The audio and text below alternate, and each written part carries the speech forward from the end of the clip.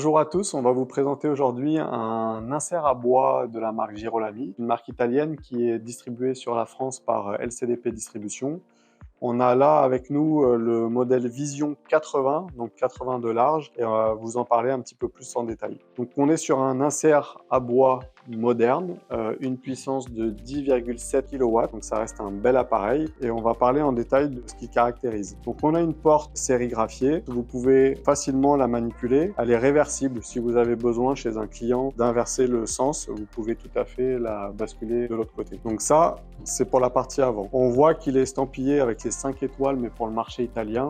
En France, ça correspond aux 7 étoiles de la flamme verte, même s'il n'est pas labellisé, il permet d'accéder à toutes les aides qu'on a actuellement sur le marché français. Donc sur la partie basse, on va retrouver la manette de réglage d'air, donc réglage d'air primaire et secondaire géré au même endroit. Vous voyez que sur la partie basse, on a les orifices d'entrée d'air. Là, c'est tout simplement parce qu'on est sur un modèle ventilé, donc il va prendre l'air ambiant de votre pièce à ce niveau-là. Ça va circuler autour de la chambre de combustion et ça va ressortir sur la partie haute ici. Quand on parle d'un insert ventilé, il faut savoir qu'il est ventilé de série. Pour autant, l'utilisateur n'a pas l'obligation d'utiliser la ventilation. J'ai avec moi un petit boîtier qui vous permet de piloter la ventilation si nécessaire. Cette ventilation, vous pouvez augmenter la puissance, vous pouvez la baisser, vous pouvez l'arrêter.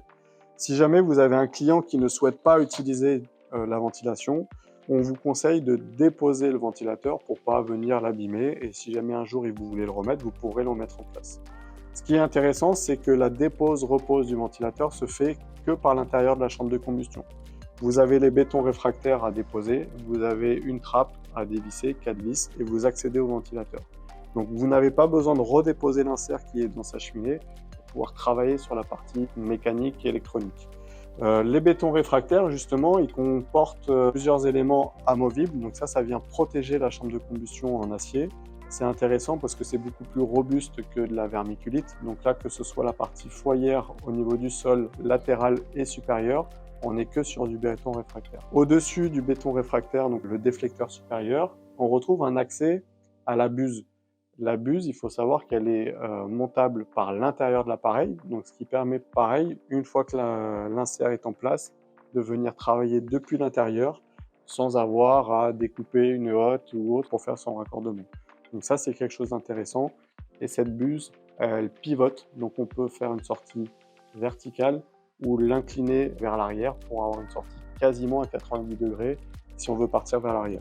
Donc c'est des choses qui sont importantes pour le montage parce que ça permet une mise en œuvre assez simple. Maintenant qu'on a vu la partie intérieure, je vais vous montrer un petit peu les éléments qui vont concerner la partie supérieure, latérale et arrière. Il faut savoir que puisque c'est un appareil qu'on va insérer dans une cheminée, comme tout appareil à biomasse, on a besoin d'une arrivée d'air. L'arrivée d'air se fait sur les deux côtés, droite et gauche sur cette machine. Ça va avoir une importance parce qu'il faut que vous ayez un espace de ventilation sur les côtés. Donc quand on parle d'une largeur de 80 ou de 70, vous l'aurez dans la documentation, vous avez un petit écart à respecter sur les côtés. Sur le dessus, vous avez la possibilité de rajouter des gaines pour canaliser l'air chaud. La canalisation d'air chaud, elle se fait avec le ventilateur de série et vous avez des petites manipulations à faire pour ouvrir le carter à l'arrière pour avoir une meilleure circulation d'air en fonction de si vous voulez seulement ventiler la pièce ou également ventiler une pièce grâce à la canalisation. Sur le côté, vous retrouvez la plaque signalétique de l'appareil avec les caractéristiques, puissance, les performances environnementales, etc.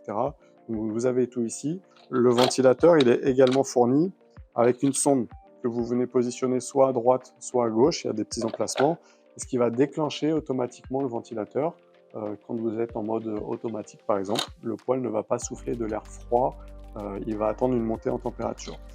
Donc vous avez ce petit équipement fourni de série et vous avez un cadre de finition qui vous permet d'habiller les deux côtés, droite et gauche, et la partie supérieure.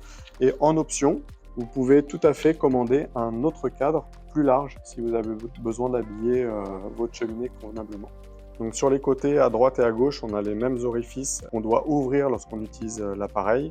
Ce sont les arrivées d'air primaire et secondaire en fait dans la machine. On a sur le dessus un support pour mettre la sonde qui pilote automatiquement le ventilateur. On retrouve sur la partie arrière un cordon. Vu qu'on parle d'un appareil ventilé, on a la nécessité de connecter l'appareil à une prise électrique. Sur l'arrière, ce sont des orifices des deux côtés qui permettent en fait de piloter la canalisation. C'est le passage d'air. L'air circule vers le haut. et ressort sur la partie haute. Et enfin, on retrouve bien la buse de fumée, ici qui est en position verticale, diamètre 150, et en modifiant un petit peu les plaques, on a moyen de la faire tourner pour qu'elle puisse sortir éventuellement vers l'arrière si ça nous intéresse.